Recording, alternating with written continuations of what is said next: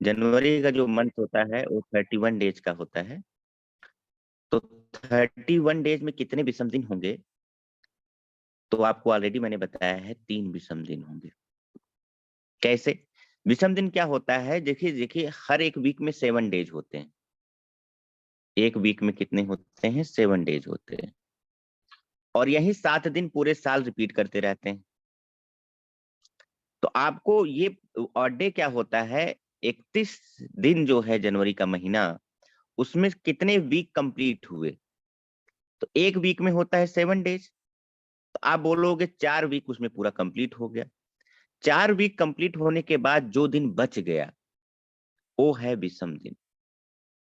मतलब week complete होने के बाद जो दिन बच जाता है that is A odd day. तो मान लीजिए कोई महीना, जैसे मान लीजिए कि हम जून का लेके चलते हैं, तो जून में होते हैं 30 डेज। तो अगर मैं आपसे पूछूं बताओ इसमें कितने विषम दिन होंगे, तो आप क्या बताओगे? इसमें 2 days. विषम दिन कितने होंगे? 2 होंगे। विषम दिन की संख्या होगी कितनी होगी? 2 होगी। क्यों? और 4 सप्ताह पूरा होने के बाद 2 दिन शेष बच जाएगा। तो जो रिमेनिंग डे होता है वीक कंप्लीट होने के बाद, वीक कंप्लीट होने के बाद जो रिमेनिंग डे बचता है that is A odd day. ठीक। अब जैसे मैंने आपसे बोला कि 100 ईयर में कितने ऑड डे होंगे, उसको छोड़िए, फिर से मैं आपको एक थोड़ा सा क्विक रिवीजन करवा देता हूं। जैसे आप एक नॉर्मल ईयर में कितने ऑड ऑड डे होंगे? नॉर्मल ईयर को हम ऑर्डिनरी ईयर भी बोल सकते हैं। एक नॉर्मल ईयर में सबको पता है 365 दिन होते हैं। अब 365 में कितने वीक कंप्लीट होंगे? सबको पता है एक साल में 52 वीक्स होते हैं। इस 52 वीक्स कंप्लीट होने के बाद कितने दिन बच गया? तो इसको कैसे पता करेंगे? 7 से भाग करके। जब 7 से भाग करोगे 52 टाइम्स जाएगा और 1 शेषफल बच जाएगा। तो जो 1 बच गया वीक कंप्लीट होने के बाद, it is a odd day. तो एक नॉर्मल ईयर में कितने ऑड डे होंगे? 1 ऑड डे होंगे। अगर मैं एक लीप ईयर की बात करूं तो आपको पता है कि लीप ईयर में जो दिनों की संख्या होती है वो 366 डेज होती है। अगर आप इसमें पता करोगे कितने वीक्स कंप्लीट हो रहे हैं तो 7 से डिवाइड करोगे, 52 वीक्स कंप्लीट। और इसके कंप्लीट होने के बाद जो दिन बच जाए वही है विषम दिन। इसमें 2 दिन बचेगा तो दैट इज ए 2। यहाँ पे 2 ऑड डे आएगा लीप ईयर में। तो इसका क्या आप कैसे याद करोगे? इसको याद करके रखना है आपको। एक लीप ईयर में 2 विषम दिन होते हैं। ये सब आपको याद रहना चाहिए सवाल करने से पहले। एक नॉर्मल ईयर में 1 ऑड डे, एक लीप ईयर में 2 ऑड डे, जो महीना 31 का उसमें 3 ऑड डे, जो महीना 30 का उसमें 2 ऑड डे। अब जैसे फरवरी का महीना है तो फरवरी में तो 28 या 29 दिन ही होते हैं। नॉर्मल ईयर है तो 28 दिन, लीप ईयर है तो 29 दिन। तो 28 में तो 4 वीक पूरा कंप्लीट हो जाएगा ना, कुछ भी नहीं बचेगा। तो 0 ऑड डे निकल के आएगा। और अगर मंथ 29 का है तो एक दिन बच जाएगा, 7 चौक 28। 4 वीक कंप्लीट होने के बाद, 4 वीक कंप्लीट होने के बाद एक बच जाएगा। तो इसलिए फरवरी के महीने में या तो 0 ऑड डे आएंगे या तो 1 ऑड डे आएंगे। वो डिपेंड करता है कि फरवरी 28 की है या 29 की है। ये तो हो गया। अब अगर मान लीजिए हम बात कर रहे थे, पिछले क्लास में ही आपको बताया था कि 100 ईयर में आपको मान लो विषम दिन निकालना हो। ये सब मैं पिछले क्लास में आपको बता चुका हूँ, लेकिन मैं क्विक रीजन करा दे रहा हूँ क्योंकि हो सकता है कुछ लोगों को न समझ में आया हो। 100 ईयर्स में कितने ऑड डे होंगे?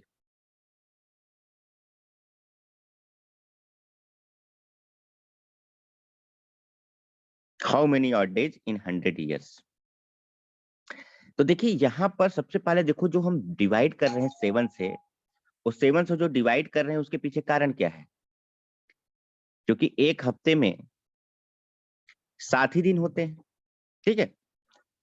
तो हम डे को डे से डिवाइड कर सकते हैं। 31 डेज में 7 से भाग कर सकते हैं। 30 डेज में हम 7 का डिवीजन कर सकते हैं। 365 डेज में हम 7 का डिवीजन कर सकते हैं। 366 डेज में हम 7 का डिवीजन कर सकते हैं, क्योंकि ऊपर भी दिन है नीचे भी दिन है। एक सप्ताह में 7 दिन, तो दिन से दिन डिविजिबल होगा क्योंकि यूनिट सेम है ऊपर नीचे। लेकिन यहाँ पर 100 ईयर है तो क्या इसको हम 7 से डिवीजन करके हम निकाल सकते हैं कितने ऑड डे होंगे? बिल्कुल नहीं। तो हमारा सबसे मेन काम होगा ये पता करना कि 100 साल में कितने दिन होंगे। और अगर हम इसको 100 ईयर को डेज में कन्वर्ट करते हैं तो या तो हमको 365 से गुणा करना पड़ेगा या 366 से गुणा करना पड़ेगा, अगर डेज में कन्वर्ट करना है तो ना तो हम 365 से इसमें गुणा कर सकते हैं ना 366। क्यों? क्योंकि कुछ साल 366 दिन के होते हैं तो कुछ साल 365 दिन के होंगे। तो हमें सबसे पहला ये यहाँ पता करना है 100 साल में कि कितने लीप ईयर आएंगे। और आपको पता है हर चौथा साल लीप ईयर होता है, every fourth year is leap year. तो आप 4 का टेबल पढ़िए, 100 में कितनी बार जाएगा? 25 बार। लेकिन सेंचुरी ईयर लीप ईयर नहीं होता है, इसलिए इसमें 24 लीप ईयर आएंगे। और 100 में 24 माइनस करोगे तो 76 आपके नॉर्मल ईयर आ जाएंगे। अब एक लीप ईयर में 2 ऑड डे होते हैं तो 24 गुणे 2 ऑड डे हो जाएगा। और एक नॉर्मल ईयर में 1 ऑड डे होता है तो 75 गुणे 1 ऑड डे हो जाएगा। तो टोटल हमारे कितने ऑड डे हो गए? 124 ऑड डे। 124 विषम दिन निकल के आए 100 साल में। देखो सेंचुरी ईयर आपको लास्ट क्लास में बताया था, जो सेंचुरी ईयर होते हैं, सेंचुरी मतलब जिसमें 2 जीरो कम से कम लगा हो, सेंचुरी ईयर जो है is leap year when it is divisible by 400। जब यह 400 से विभाजित हो जाए, नॉट बाय 4। वैसे हम लीप ईयर पता करते हैं 4 से डिविजिबल करके। अगर कोई ईयर 4 से डिवाइड हो जा रही है तो that is a leap year. लेकिन जो सेंचुरी ईयर होते हैं उसमें 4 से नहीं बल्कि 400 से डिविजिबिलिटी चेक करते हैं। अगर 400 से डिविजिबल है तो लीप ईयर है, नहीं तो नहीं है। क्या 100 ईयर जो था, 100वां ईयर जो था, 100th ईयर, वो लीप ईयर था? बिल्कुल नहीं था, क्योंकि ये 400 से डिविजिबल नहीं है। 4 से तो है, 4 से हम नहीं चेक करते हैं सेंचुरी ईयर को, 400 से करते हैं। इसलिए इसमें 24 ही लीप ईयर होंगे। 100th ईयर लीप ईयर नहीं माना जाएगा। तो हर 4-4 साल बाद लीप ईयर आते रहेंगे, लेकिन 100वां ईयर जो होगा वो लीप ईयर नहीं होगा, इसलिए कम हो जाएंगे, 24 होगा। और 100 में 24 घटा दोगे तो 76 बचाओ नॉर्मल ईयर।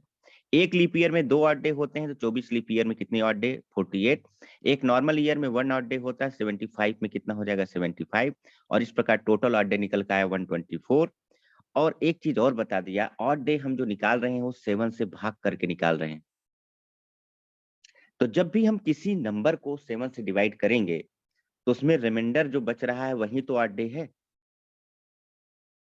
तो रिमाइंडर कितना बच सकता है? या तो 0 बचेगा, या 1 बचेगा, या 2 बचेगा, या 3 बचेगा, या 4 बचेगा, 5 बचेगा, 6। क्या इसका रिमाइंडर 7 से ज्यादा आ सकता है या 7 आ सकता है? बिल्कुल नहीं आ सकता। इसलिए ऑड डे हमेशा 0 से 6 के बीच में ही आएगा। और अगर 0 से 6 से ज्यादा आ रहा है तो तुरंत उसको 7 से भाग कर दोगे। ऑड डे हमें 0 से 6 के बीच में ही रखना है, क्योंकि ऑड डे जो है 7 से डिवाइड होके निकल रहा है। ठीक है? इसलिए जब भी हम किसी संख्या को 7 से भाग करेंगे तो उसमें मैक्सिमम रिमाइंडर 6 आ सकता है, मिनिमम कितना आ सकता है? 0। और यहाँ पर आ रहा है 124 ऑड डे, इसलिए इसको 7 से तुरंत डिवाइड करेंगे, क्योंकि अब ये दिन है, नीचे भी दिन है, डिवाइड हो सकते हैं। तो आ जाएगा आपका 5 रिमाइंडर आएगा। 19 टाइम्स जाएगा ये, 19 वीक्स बना देगा और 4 बच जाएगा। 19 नहीं यार, कितना बच रहा है? हाँ 19 तो जाएगा, 5 बच जाएगा। और जो 5 बच गया वही विषम दिन है, तो हमारा फाइनल ऑड डे कितना आ जाएगा? 5। अब अगर 100 ईयर में 5 ऑड डे हैं तो 200 ईयर में हमने आपको कितने ऑड डे बताए थे? 5 गुणे 2 ऑड डे। भैया इसके मतलब 10 ऑड डे। 10 ऑड डे हो नहीं सकता, 7 से भाग कर देंगे, कितना? 3 ऑड डे। जब भी ऊपर ऑड डे की वैल्यू 7 या 7 से ज्यादा आए उसको तुरंत 7 से भाग कर दो। कम आ रहा है तो भाग करने की कोई जरूरत नहीं है, ज्यादा आ रहा है तभी भाग करोगे। 300 ईयर में कितने ऑड डे होंगे? तो 5 गुणे 3। भैया जब 100 में 5 हैं तो 300 में कितने होंगे? 15। लेकिन 15 ऑड डे होगा, किससे भाग करेंगे? 7 से। कितना शेषफल बचेगा? 1। 1 ऑड डे निकल के आएगा। अब आपसे मैं पूछूं 400 ईयर में कितने ऑड डे होंगे? तो जब 100 में 5 है तो 400 में कितने होने चाहिए? 20 ऑड डे होने चाहिए। लेकिन यहाँ पर थोड़ा सा ट्विस्ट हो गया। ट्विस्ट ये हो गया कि 400 जो ईयर है ये 400 से डिविजिबल है, इसलिए जो 400 वाला साल होगा वो लीप ईयर होगा, और लीप ईयर होगा तो एक और डे और बढ़ जाएगा। एक ऑड डे और अतिरिक्त बढ़ जाएगा, इसलिए इसमें 21 ऑड डे आएंगे और 21 7 से कंप्लीट भी डिविजिबल है, इसलिए इसमें 0 ऑड डे बचेगा। जब 7 से भाग करेंगे तो कुछ भी शेष नहीं बचेगा, रिमाइंडर कुछ भी नहीं आएगा, तो 0 ऑड डे हो जाएगा। तो ये आपको याद रहना चाहिए। आपको याद क्या रहना चाहिए कि 100 ईयर में 5 ऑड डे होते हैं, 200 साल में कितने ऑड डे होते हैं, 3 ऑड डे होते हैं, ये याद रहना चाहिए आपको। 300 ईयर्स में कितने ऑड डे होते हैं, 1 ऑड डे होते हैं। 400 ईयर्स में कितने ऑड डे होते हैं, 0 ऑड डे होते हैं। और 400 के मल्टीपल में जो भी ईयर होंगे सब में ऑड डे कितना आएगा, 0। 1200 में कितने आएंगे, 0। 1600 में कितना आएगा, 0। 2000 में कितना आएगा, 0। लेकिन मान लो आपसे पूछे 700 ईयर में कितने ऑड डे आएंगे, तो इसको आप डिवाइड कर लो, सबसे मैक्सिमम वैल्यू निकालो जिसका मुझे पता है। तो हमें 400 का पता है और 300 का पता है, तो इसको हम 400 ईयर प्लस 300 ईयर लिख सकते हैं। 400 ईयर में कितने ऑड डे, 0। और 300 ईयर में कितने ऑड डे, 1। तो इसलिए 700 साल में कितने विषम दिन आएंगे, 1 ऑड डे आएगा। आपसे मान लीजिए पूछ रहा है 1200 में, 12 नहीं, मान लो आपसे पूछा जा रहा है 1500 ईयर में कितने ऑड डे आएंगे। तो आप सबसे बड़ी वैल्यू निकालो जिसका मुझे पता है। तो 4 के मल्टीपल में सबसे बड़ी वैल्यू आ रही 1200, तो इसको हम लिख सकते हैं 1200 ईयर। अब प्लस नेक्स्ट मैक्सिमम वैल्यू क्या जोड़ दूं कि 1500 हो जाए, 300 ईयर्स। और मुझे पता है 1200 का ऑड डे होता है 0 और 300 का ऑड डे होता है 1, इसलिए इसमें भी विषम दिनों की संख्या कितनी होगी, 1। तो विषम दिन सबसे बड़ा यहाँ पर काम है, विषम दिन निकालना वेरी इजी।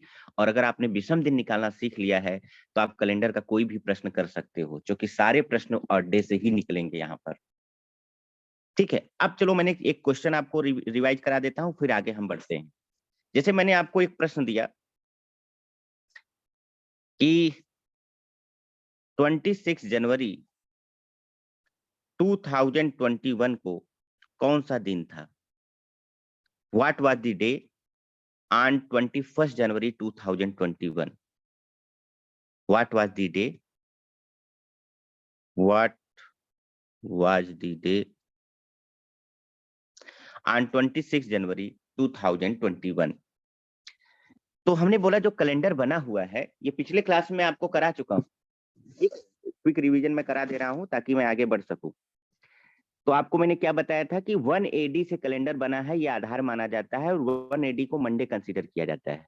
तो आप ये बताओ कि 2021 जो आया 26 जनवरी 26 जनवरी, ये कितने साल बाद आया होगा, 2020 साल बाद आया होगा कि नहीं आया होगा। आप ये बोलोगे 2021 ईयर बाद आया, अरे भाई 2021 ईयर बाद 2022 आ गया, 2021 थोड़ी आया, 2020 ईयर बाद आया 2021।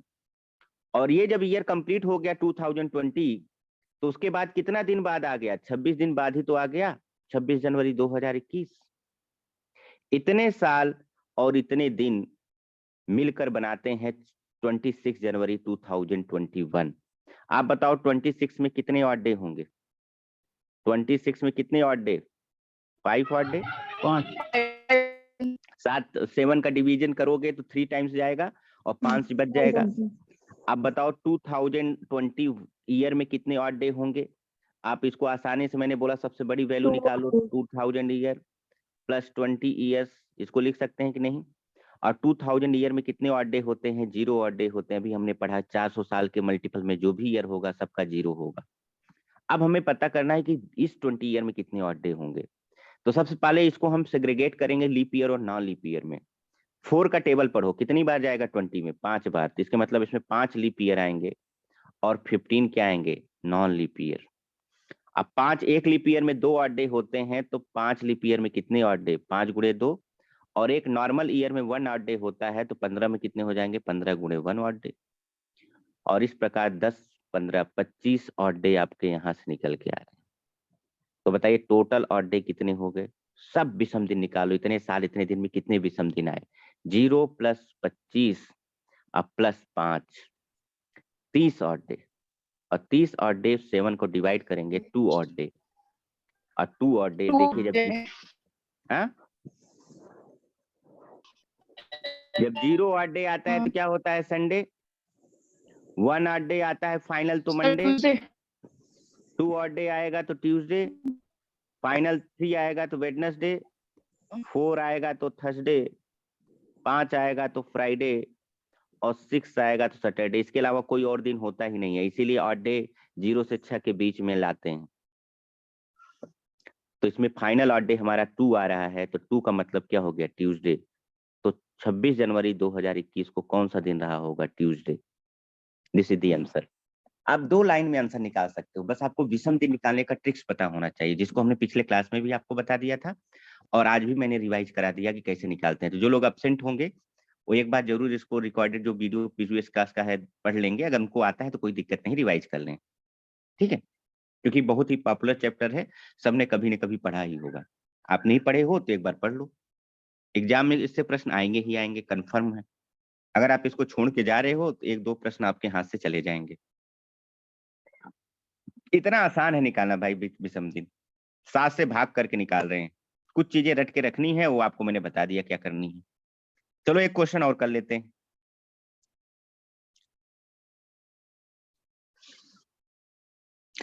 स्क्रीनशॉट ले लीजिए जिसको लेना हो।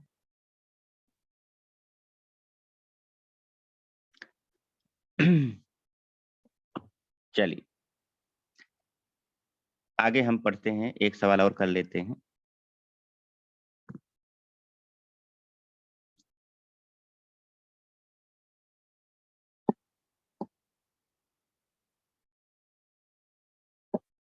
सेवेंटीन्थ अप्रैल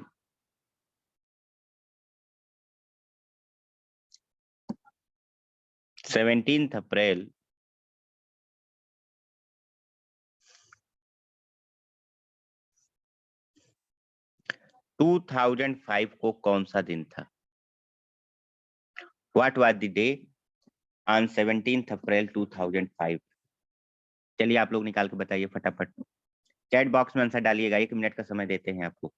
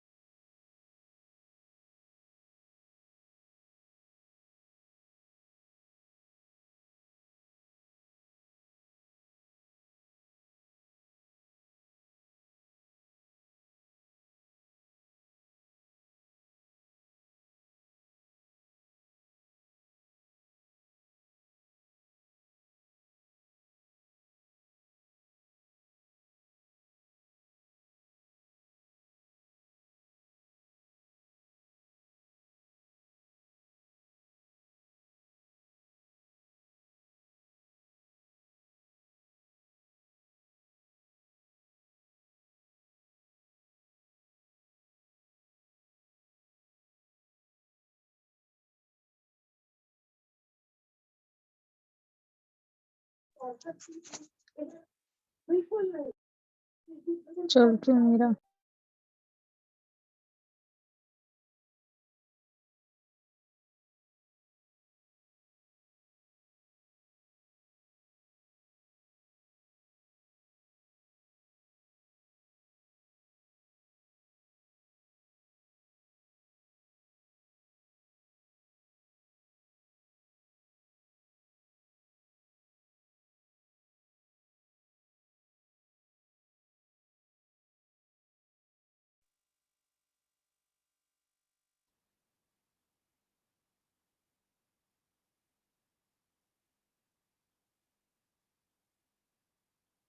ठीक है, देखिए हम इसको करने जा रहे हैं, आप लोग देखिए, जिनसे नहीं हो पा रहा है वो ट्राई करेंगे घर पे भी बैठ के।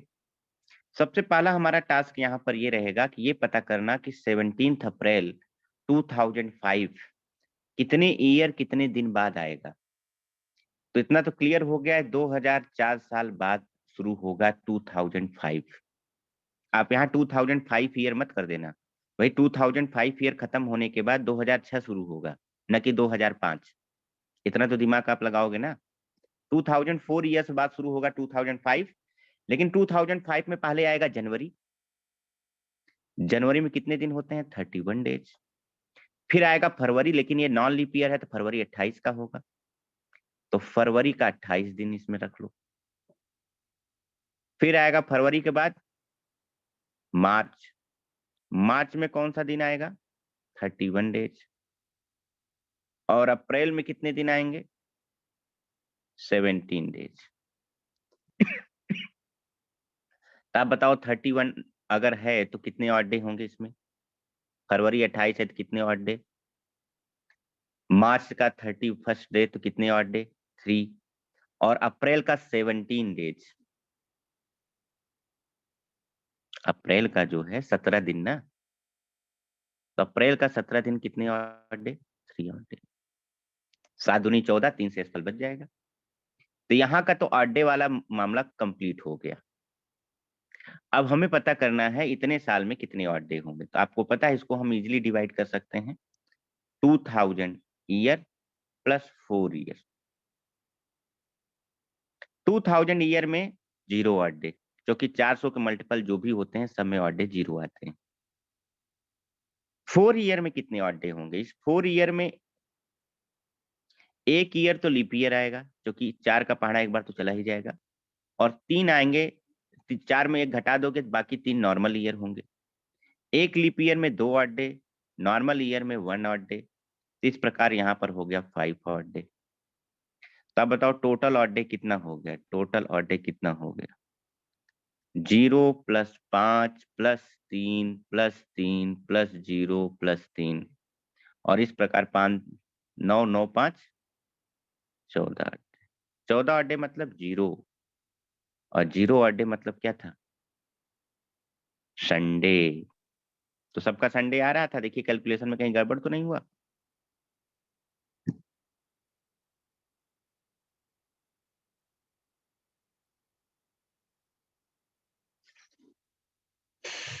भाई 4 ईयर में एक लीप ईयर होगा ना।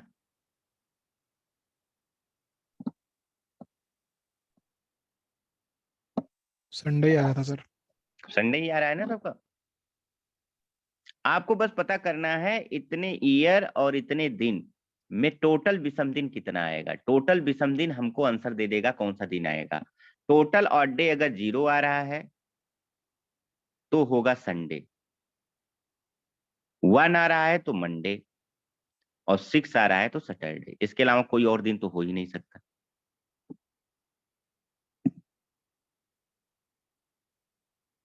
ये 4 ईयर्स के अब ये 4 साल जो है, 4 का पहाड़ा पढ़ो, एक बार जाएगा कि नहीं जाएगा?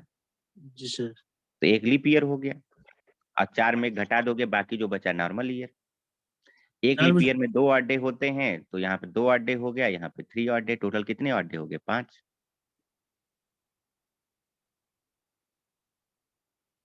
क्या हुआ?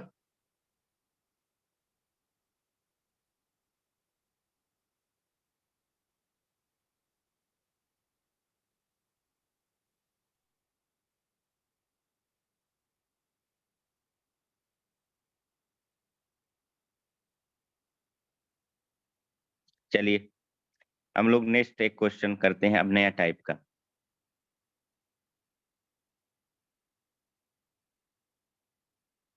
क्वेश्चन लिखिए आप लोग।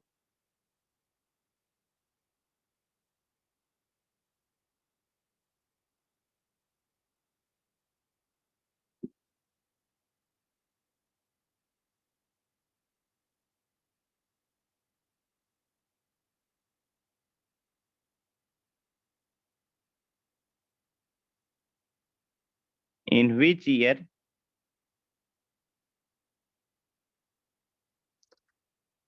in which year 2009 calendar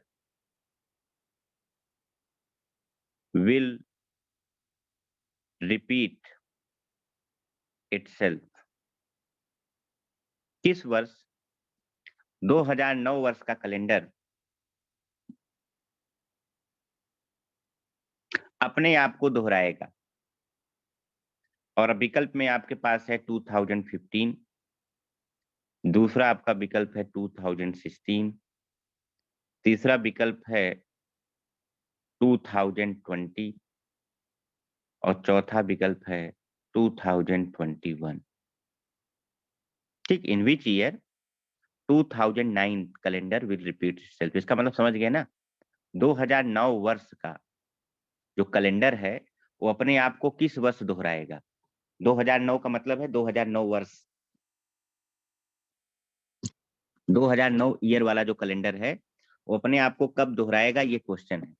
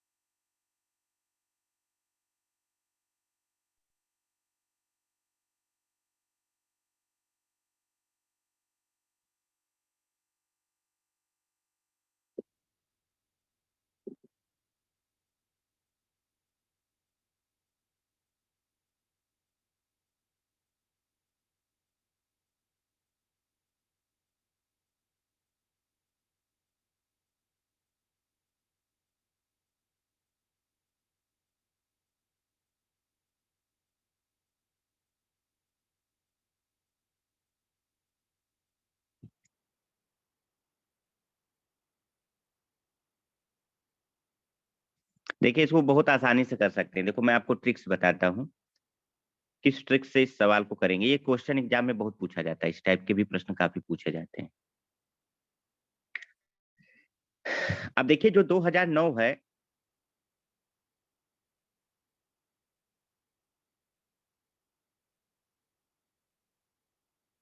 ये लीप ईयर है कि नॉन लीप ईयर है?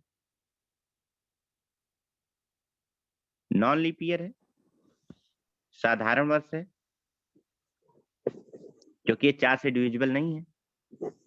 ठीक है, ये साधारण वर्ष है और साधारण वर्ष का कैलेंडर अपने आप को साधारण वर्ष में ही तो दोहराएगा। लीप वर्ष का दोहराने का मतलब है डिक्टो रिपीट कर जाना, डिक्टो रिपीट कर जाना। मतलब कि अगर 2009 वर्ष का जो कैलेंडर था, अगर उसकी स्टार्टिंग मतलब 1 जनवरी मंडे था, ठीक है, और 31 दिसंबर मान लीजिए उसका ट्यूसडे था, तो वही सेम उस वर्ष के कैलेंडर में भी होना चाहिए, स्टार्टिंग और एंडिंग सेम होना चाहिए, तभी तो रिपीट करेगा। ऐसा नहीं कि स्टार्टिंग सेम है, एंडिंग कुछ और हो जाए, बिल्कुल नहीं। डिक्टो रिपीट करने का मतलब है कि स्टार्टिंग और एंडिंग सेम डेट पे होना चाहिए। सेम डेट का मतलब है सेम डे पे होना चाहिए, डेट नहीं, सेम डे पर होना चाहिए। तो सबसे पहला हम इसमें देखिए, इसको ट्रिक्स ये बोलते हैं कि इसको तो हम कर सकते हैं ऐसे डायरेक्ट भी, लेकिन मैं आपको जो ट्रेडिशनल अप्रोच है पहले वो बता देता हूँ। 2009 आपने अभी अभी बताया कि ये साधारण वर्ष है, और साधारण वर्ष में कितने ऑड डे होते हैं? 1 ऑड डे। 2000 इसके बाद 10 आएगा, और ये भी साधारण वर्ष है, इसमें भी 1 ऑड डे होंगे। 2011 भी नॉर्मल ईयर है, ये भी एक 1 ऑड डे देगा। 2012 ये लीप ईयर है और इसमें 2 ऑड डे होंगे। 2013 इसमें 1 ऑड डे है, ठीक है। 2014 ये भी साधारण वर्ष है, 1 ऑड डे आएगा इसमें। अब यहीं पर रुक जाइए आप। क्यों रुकेंगे, उसके पीछे कारण है। आप काउंट करिए, ऑड डे 0 आना चाहिए। 1 2 3 3 to 5 5 to 7, यहाँ पर टोटल ऑड डे इतने सालों में कितना आ गया बताइए? टोटल ऑड डे कितना आया? 7 आया कि नहीं आया? और 7 का मतलब 0 ऑड डे। 7 का मतलब कितना ऑड डे? 0, जो कि 7 से पूरी तरह डिवाइड हो जाएगा। 0 ऑड डे। 0 ऑड डे का मतलब जानते हो क्या है? कि अब 2015 जो वर्ष है, 2015 जो वर्ष है, सेम उसी दिन से स्टार्ट होगा जिस दिन से 2009 स्टार्ट हुआ था। और चूंकि 2015 भी नॉर्मल ईयर है, तो अंत भी उसी दिन से होगा जिस दिन 2009 का हुआ। इसलिए 2009 वर्ष का कैलेंडर अपने आप को कब दोहराएगा? 2015 में। तो आपका आंसर हो जाएगा यहाँ पर 2015।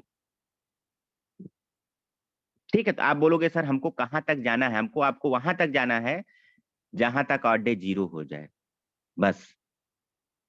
तो हमने 2009 में एक ऑड डे, 2010 में 1, 2011 1, 2012 में 2, 2013 में 1, 2014 1, और जब जोड़ा तो यहाँ पर 0 ऑड डे आ चुका है। 7 ऑड डे का मतलब होता है 0 ऑड डे, क्योंकि ये 7 से पूरी तरह डिविजिबल है, 0 बचेगा।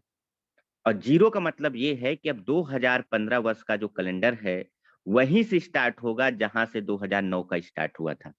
और दोनों साधारण वर्ष हैं, इसलिए एंडिंग भी सेम डेट से होगी या सेम डे से होगी, डेट्स नहीं, सेम डे से होगी। तो आपका आंसर हो जाएगा 2015। अब इसको करने का एक दूसरा तरीका भी है। आपको जब क्वेश्चन दे रहा है और देखो वो साधारण वर्ष है कि लीप वर्ष है, तो अगर आपको साधारण वर्ष मिल रहा है तो आप ये ट्रिक्स अपनाना उसमें, नॉर्मल ईयर के केस में।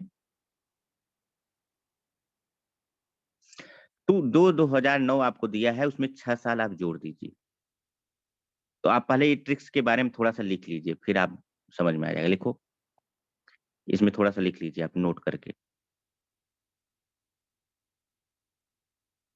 नॉर्मल ईयर कैलेंडर, ऐसे लिखो, normal year calendar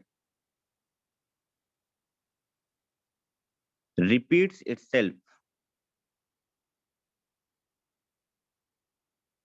after every 6 year or 11 years।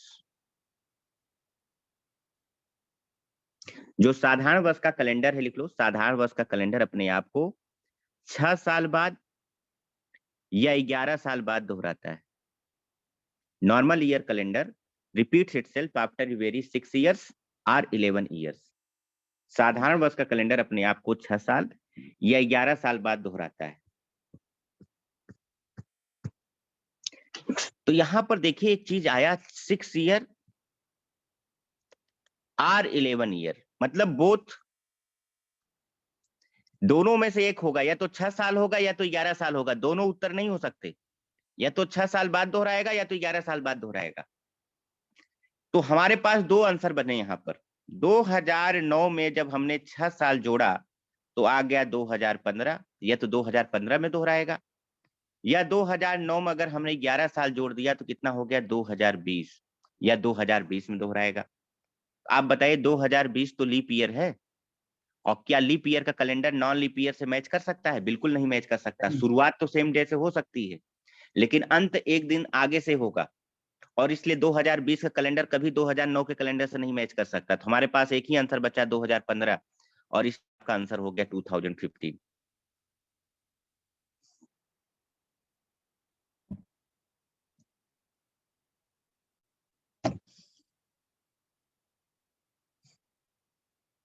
सबको समझ में आ रहा है? आ रहा है सर।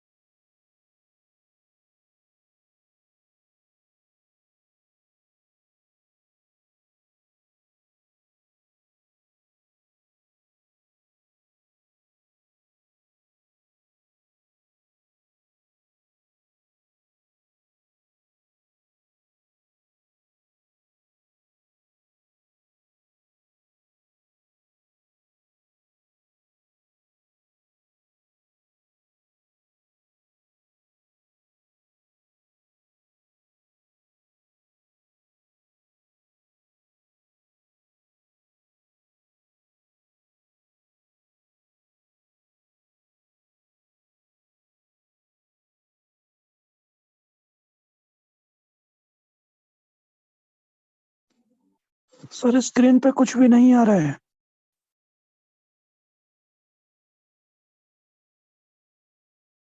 सर नहीं है अभी।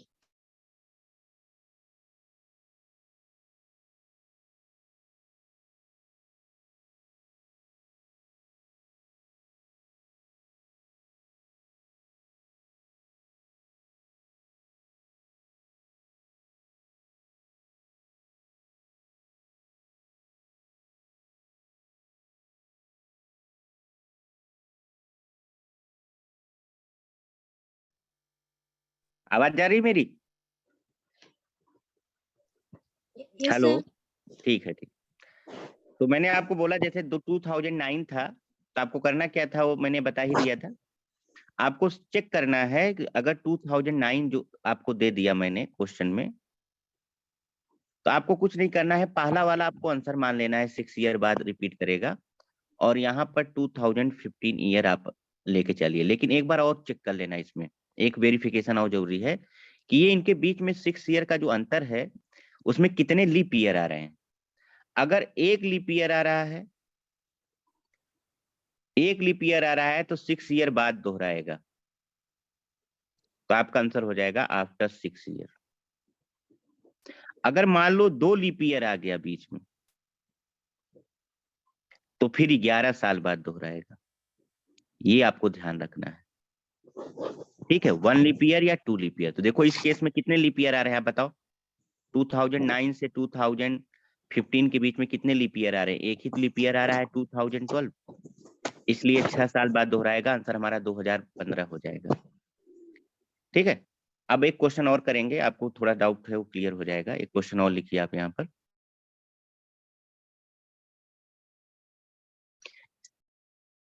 To in which year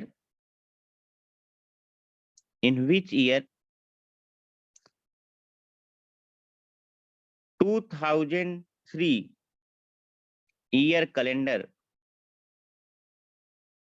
will repeat itself?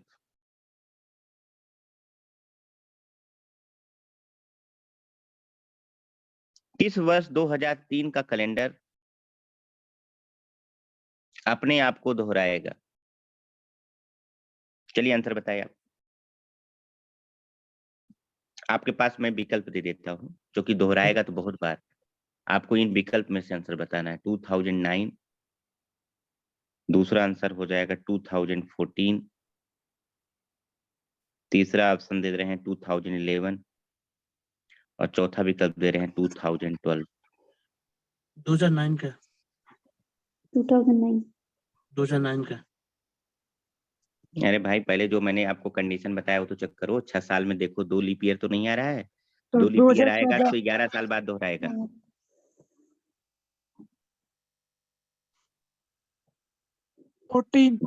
2014।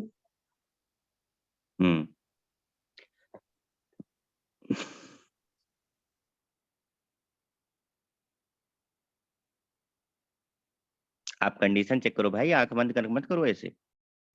इतना देर 14। मैं चिल्ला रहा हूँ, ऐसे थोड़ी कर रहा हूँ आपको। ऐसे मैं डायरेक्ट बता देता 6 साल भी आंसर होता, 11 साल बताने की क्या जरूरत है? 11 साल वाला भी तो चेक करोगे। आप देखिए यहाँ पे 2003 है ना, आप 2003 वर्ष लेके चल रहे हो। मैंने बोला 6 साल इसमें जोड़ दो आप सबसे पहले। 6 साल जोड़ने के बाद कितना आ जाएगा? 2009 ईयर। लेकिन इसमें एक चीज और आपको चेक करने की जरूरत है। 6 साल बाद आंसर होगा या नहीं होगा, ये डिपेंड करेगा कि इनके बीच में लीप ईयर कितना आ रहा है। जब हमने यहाँ चेक किया तो 2004 एक लीप ईयर आया और 2008 एक लीप ईयर आया। यहाँ पे 2 लीप ईयर आ गए, और मैंने बोला जब 2 लीप ईयर आ जाए तो कैलेंडर 11 साल बाद दोहराता है। कितने ईयर बाद? 11 साल। तो 2003 प्लस 11 आंसर हो जाएगा 2014।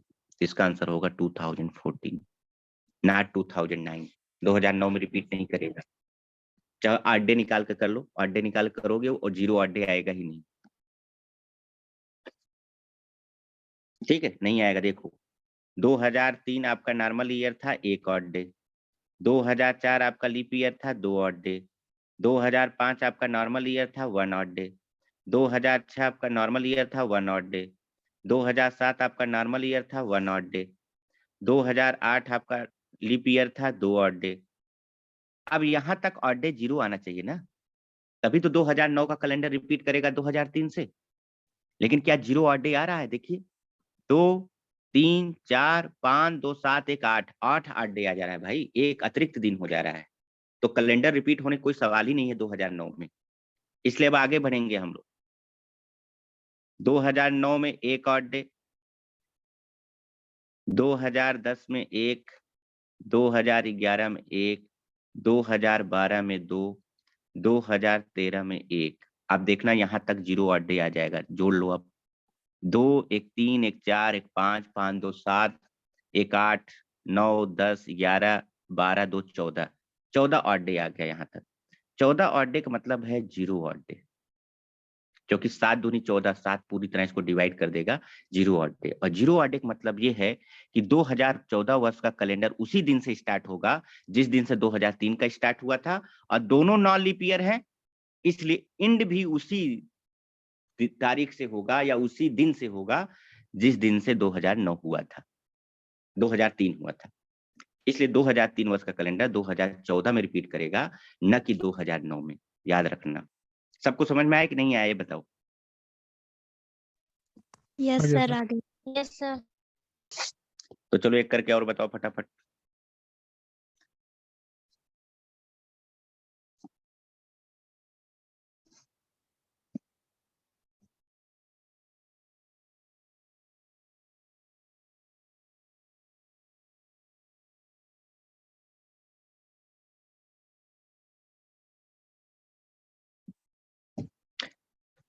चलो बताओ फटाफट।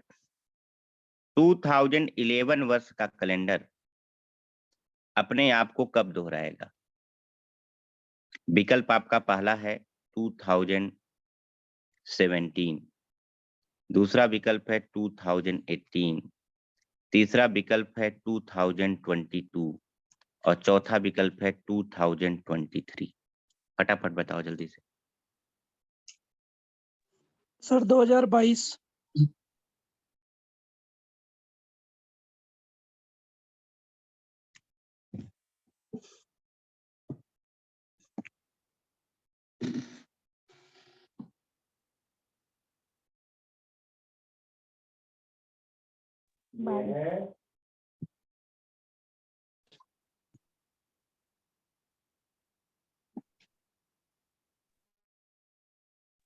यही 2022। देखिए 2011 में सबसे पहले हम लोग चेक कर लेते हैं 6 साल जोड़कर। जब 6 साल इसमें जोड़ा तो कितना हो गया? 2017। तो 2017 आंसर तब होगा जब 2011 से 2017 के बीच में एक लीप ईयर आए। लेकिन यहाँ पे 2012 और 2016 दो लीप ईयर आ रहे हैं। और जब दो लीप ईयर आ रहे हैं तो कैलेंडर कब दोहराएगा अपने आप को? 11 साल बाद। इसलिए 2011 में आप 11 जोड़ोगे और आपका आंसर हो जाएगा 2022। ये आंसर होगा। अगर एक लीप ईयर आता तो हमारा 2017 ही आंसर था। ऐसा क्यों करते हैं आप? मैंने बोला ऑड डे निकाल के भी चेक कर सकते हो आप। ये तो मैं ट्रिक्स बता रहा हूँ जो तुरंत कर दोगे, ऑड डे निकालने की जरूरत ही नहीं। थोड़ा समय बच सकता है आपका कैलकुलेशन करने से। अब बात आता है लीप ईयर। मान लो आपको लीप ईयर का प्रश्न दे दिया तो कैसे करोगे आप? ये तो सारे नॉर्मल ईयर के थे क्वेश्चन। मान लीजिए जैसे आपको दे दिया 2012 वर्ष का कैलेंडर अपने आप को कब दोहराएगा।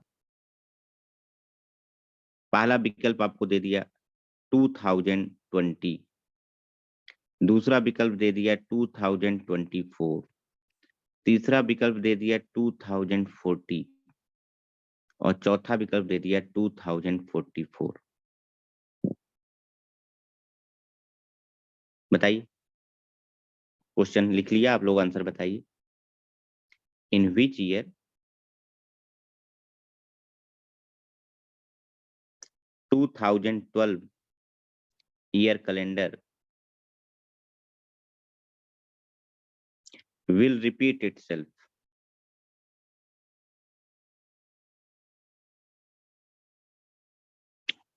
Will repeat itself.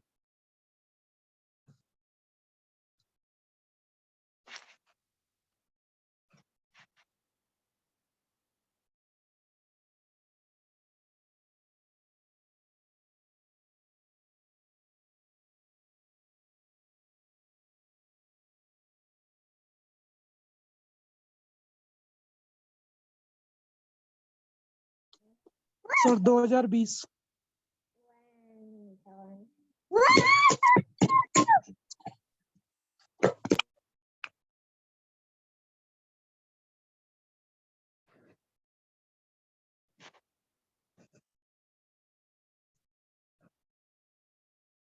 नोट करके लिखो यहाँ पर एक आप, लीप ईयर में अलग कंसेप्ट चलता है। लिखो,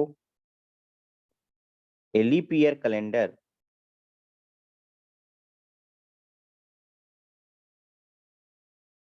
repeats itself after every 28 years। एक लीप वर्ष का कैलेंडर अपने आप को 28 साल बाद दोहराता है। तो बताइए आंसर क्या हो जाएगा आपका? 2040। 2040 ये हमारा आंसर होगा, 2040।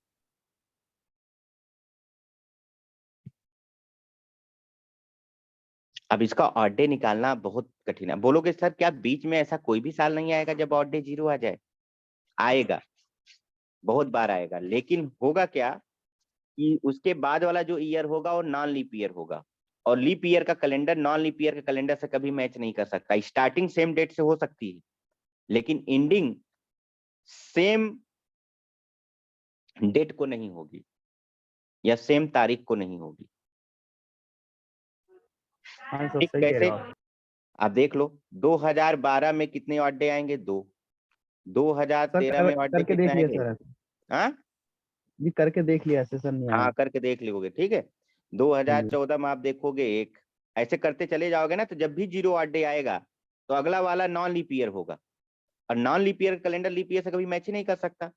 इस प्रकार आप करते चले जाओगे तो 2039 में जाकर 0 ऑड डे आपको मिलेगा। इसके मतलब 2040 वाला उसी दिन से शुरू होगा जिस दिन से 2012, और दोनों क्या हैं? लीप ईयर हैं, इसलिए कैलेंडर मैच कर जाएगा। ठीक, तो ये ट्रिक्स है, आप इसको लगा के डायरेक्ट आंसर निकाल सकते हो, अपना समय बचा सकते हो। बाकी तो आप कैलकुलेट करिए, 8 डे निकाल कर आपको तो मिल ही जाएगा आंसर। निकालते रहिए, कभी न कभी तो आएगा ही 0 8 डे, और अगला वाला ईयर लीप ईयर होगा। तो याद रखना, लीप ईयर का कैलेंडर लीप ईयर से ही रिपीट करेगा, नॉन लीप ईयर से मत दोहरा देना इसको। और नॉन लीप ईयर का कैलेंडर नॉन लीप ईयर के कैलेंडर से ही मैच करेगा, लीप ईयर के कैलेंडर से नहीं मैच करेगा। इतना तो कॉमन सेंस आप लगा ही सकते हो। अब इसमें एक वैरायटी का क्वेश्चन और है एग्जाम में जो पूछता है,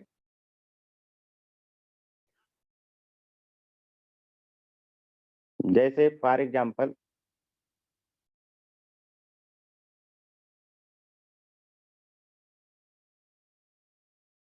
आपको मान लो क्वेश्चन ये दे दिया कि 22 फरवरी 2015 को मंडे था,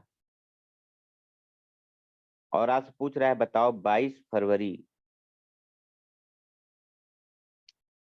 2021 को कौन सा दिन होगा। ठीक है, आपको यहाँ पर डेट दे दिया है मंडे, आपको निकालना नहीं है 22 फरवरी 2015 को मंडे है कि नहीं। वो प्रश्न बोल रहा है मंडे है, तो आप मान लो मंडे था। अब आपको बताना है 22 फरवरी 2021 को कौन सा दिन होगा, ये आपको बताना है।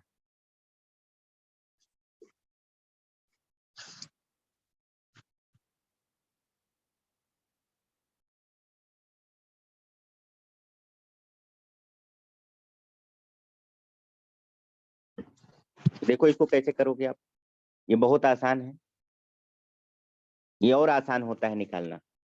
कैसे? आप सबसे पहले पता करो 2015 से आपको दिख रहा है 2021, कितने साल बाद आएगा बताओ। इनके बीच में कितने साल कितने दिन का गैप है, ये बताइए।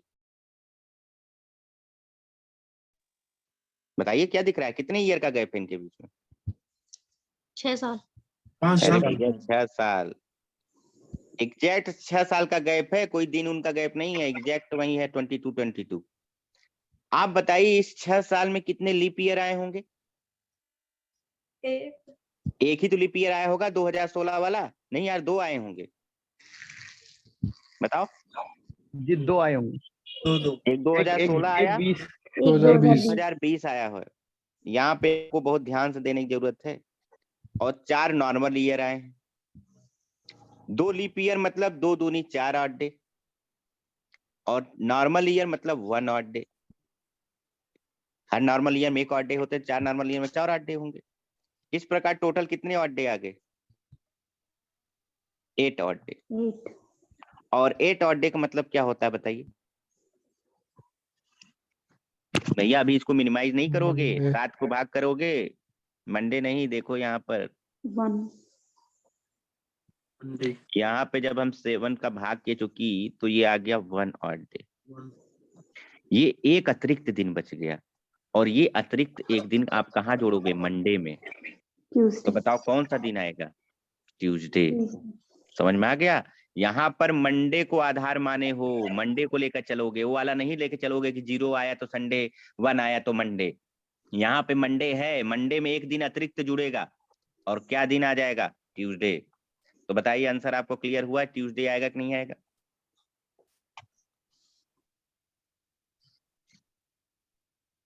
सबको समझ में आया क्या करना था? Yes sir. चलिए एक प्रश्न और बताइए।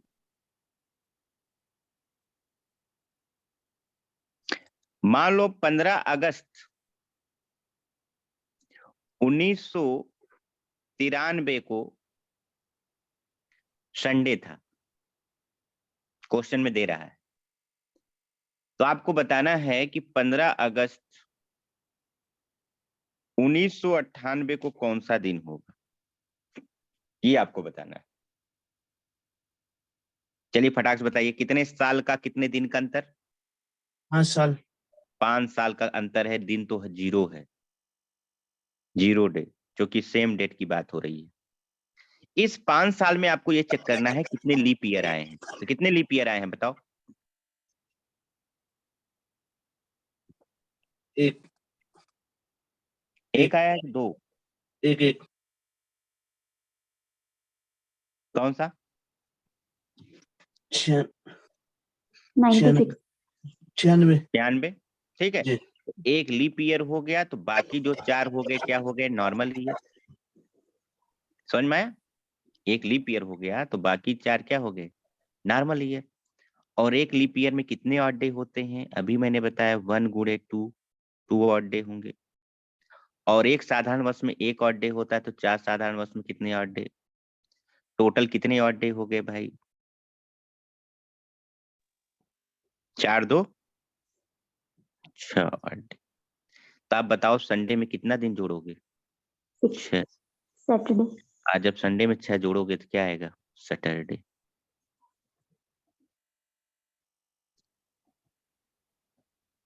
क्या आएगा? सैटरडे। सबको समझ में आया सवाल? Yes sir.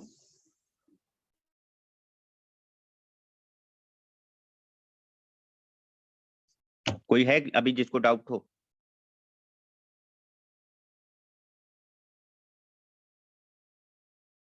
चलो अब हम दिन को मिसमैच करा देते हैं, दिन को मिसमैच करा देते हैं।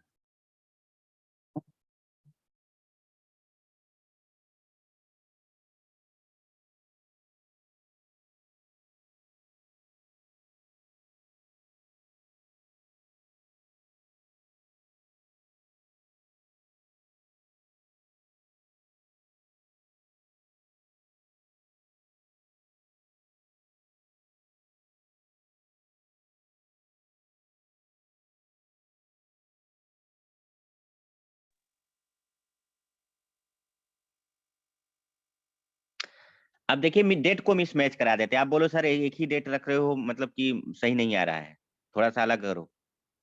थोड़ा अलग कर देते हैं चलो। मान लो आपको दे दिया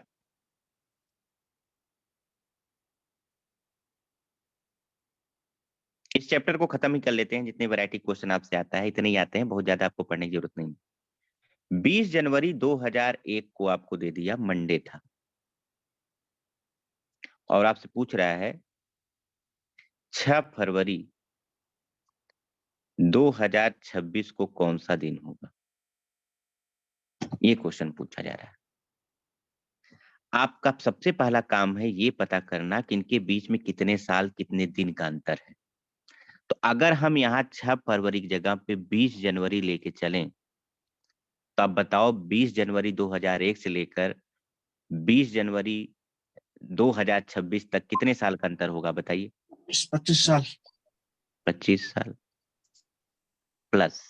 लेकिन यहाँ पर है 6 फरवरी, तो बताओ जनवरी 20 जनवरी में कितना दिन जोड़ दूं कि 6 फरवरी पहुंच जाऊं? 11 दिन जोड़ोगे तो 31 जनवरी पहुंचोगे। अब प्लस 6, 11 6 कितना? 17 डेज। सबको समझ में आ गया? 20 जनवरी से 6 फरवरी आपको जाना है, तो बताओ 25 साल प्लस 17 डेज के अंतर है कि नहीं इनके बीच में? जो अरे नहीं यार, और अंतर है। नहीं सही तो है। 20 जनवरी से हम 2026 चल रहे हैं 25, और 20 जनवरी से कितना दिन जोड़ दें? 11 दिन बचा है जनवरी में, 6 दिन फरवरी का, 11 6 कितना? 17 दिन। अब बताओ 17 दिन में कितने ऑड डे होंगे? 7 दूनी 14, कितने शेषफल? 3। अब आपको ये पता करना है कि इस 25 साल में कितने लीप ईयर आएंगे। बस ये काम आपका रह गया, बाकी सब काम तो हो चुका है। अब बताओ इसमें कितने लीप ईयर आपको काउंट करना पड़ सकता है। 2004, 2008, 2012, 2016, 2020, 2024, कितने आए? 6। अब 25 में 6 घटा दोगे तो क्या हो जाएगा? 19 नॉर्मल ही है। एक लीप ईयर में 2 ऑड डे, तो 6 लीप ईयर में कितने ऑड डे? 12। और एक साधारण वर्ष में 1 ऑड डे होता है, तो 19 में कितना हो जाएगा? 19 ही ऑड डे। तो बताओ टोटल ऑड डे कितना आ गया? 12 19 कितना? 44 हो जाएगा। 31 34 ना, 44 कहाँ रहा है? नहीं सर, 34 सारा जोड़ के। कहाँ सारा जोड़ के आ रहा है? 3 यहाँ पे है, 12 ये है, 19 अच्छा ये है, 30। 34 और 34 7 का डिवीजन कर दिया, कितना आएगा? 6 ऑड डे आएगा कि नहीं आएगा? 7 चौक 28, 4 बार जाएगा और कितना शेषफल बचेगा? 6। तो आप बताओ मंडे में क्या जोड़ोगे आप? 6। मंडे में क्या जोड़ोगे आप? 6। आप बताओ मंडे में जब 6 दिन आप जोड़ोगे तो कौन सा दिन आएगा? Sunday. Sunday. This is the answer. अब आपको समझ में आ गया कि इस टाइप का प्रश्न आएगा तो आप कैसे डील करोगे? सर हाँ हाँ सर जैसे आपने हमें पहले कराया था सर, सबसे पहले जो आपने मेथड बताया था, तो उस मेथड से भी तो हो जाएगा सर ये? अरे भैया उस मेथड को काहे लगाओगे? उसमें तो आपको एग्जैक्ट तारीख बताना है ना। ये तो हम रेंडमली कोई भी डे ले रहे हैं। हमारा मन है हम 15 जनवरी 2001 को रविवार ले लेंगे। क्या कर रहे हैं भाई? आपको वो बोल दिया रविवार है तो आप मान लो रविवार है। अब आपको उसको आधार बनाकर इसको बताना है ना कौन सा दिन होगा। अब थोड़ी है कि आप 20 जनवरी 2001 को निकालोगे कौन सा दिन था, आप 6 फरवरी निकालो। 20 जनवरी 2001 को तो मंडे था ही नहीं। यहाँ पर वो आपको हाइपोथेटिकल दे दिया ना, वो कि मान लो 20 जनवरी 2001 को मंडे था। लेकिन जब हम वो क्वेश्चन निकाल रहे थे स्टार्टिंग वाला में, तो उसमें पूछा जा रहा था कि 20 जनवरी 2001 को दिन कौन सा पड़ेगा, तो उसमें कंसेप्ट अलग चलेगा, इसमें कंसेप्ट अलग चलेंगे। यहाँ पे आपको अब इसको आधार मान के चलना है, जो बोल दिया है वो आधार मानोगे आप। तो यहाँ पे जरूरी नहीं है कि एग्जैक्ट आपका निकले। एग्जैक्ट निकलने का मतलब है तो फिर हम इसको निकालने की कोई जरूरत ही नहीं है। हम डायरेक्ट 6 फरवरी 2026 को निकाल लेते हैं, कौन सा दिन पड़ेगा, आंसर हो जाएगा। आप निकालो, आंसर गलत आ जाएगा आपका, क्योंकि यहाँ पर हमको इसको आधार मान के चलना है। ठीक है सर। समझ गए? अब वहां पे आधार हम ओरिजिनल कैलेंडर को मान के चल रहे थे, यहाँ पर आधार इसको मान के चलेंगे जो आपको दिया है। आप समझ में आया दोनों में अंतर क्या है? कभी भी नहीं आया। तो इसलिए कदापि वो वाला वर्जन प्रयोग मत करना, नहीं तो आप सोचो डायरेक्ट निकाल लेते हैं 6 फरवरी 2026 को कौन सा दिन है, वही आंसर टिक कर देंगे। बिल्कुल नहीं। अब आपको इसको 2001 को जो दिया है मंडे, ये आधार मानकर आपको निकालना है। तो आपके कैलेंडर में इसी टाइप के सवाल पूछे जाते हैं, आप आसानी से उसको कर सकते हो। मुझे नहीं लगता कि कोई दिक्कत होगी। ठीक है सर एक क्वेश्चन है। हम्म सर जो इससे पहले आपने लीप ईयर वाला बताया था, हम्म कि 2012 अपने आप को कब रिपीट करेगा, मतलब लीप ईयर कब रिपीट करेगा ना। हाँ अगर हम उसमें ये सवाल ले लें कि 2012 अपने आप को कब रिपीट करेगा, उसमें 28 जोड़ के आएगा। हम्म। अगर हम डे काउंट करें तो 2016 भी तो आ रहा है उसको। अच्छा, कैसे आ रहा है बताओ तो।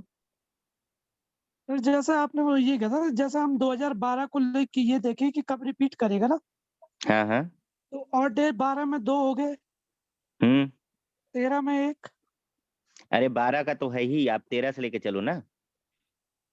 हाँ, उसके ये तो अच्छा, उसके आगे से लेके चलना है। उसके आगे से लेके चलोगे ना, 2012 तो है ही, उसको आगे से आप देखो ना क्या आएगा, 2013 आएगा, 2014, 2012 का थोड़ी देखोगे आप। ठीक सर, हाँ तब क्लियर हो गया। ठीक सर। ठीक।